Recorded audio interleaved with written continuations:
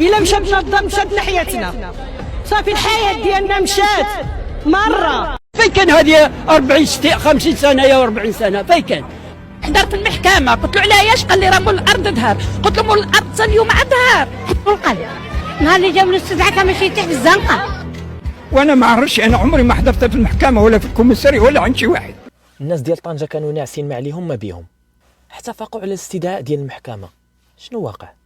شركة عقارية رفعت دعوة في المحكمة كتطالب باسترجاع الأرض ديالها بحكم دوك الناس ساكنين فيها بلا قانون وما عندهمش التيتر ديال الأرض وراهم محتلين أرض يا سيدي القاضي، ولقاو لي الحل دابا. حضرت المحكمه قلت له علاش، قال لي راه مول الارض ذهب، قلت له مول الارض حتى اليوم عاد ذهب. انت كيفاش محتلين الأرض ديال الشركة؟ زعما العسكر والدبابات وجاو دخلوا ليها وسكنوا فيها؟ فين كان هذه 40 50 سنه يا 40 سنه فين كان؟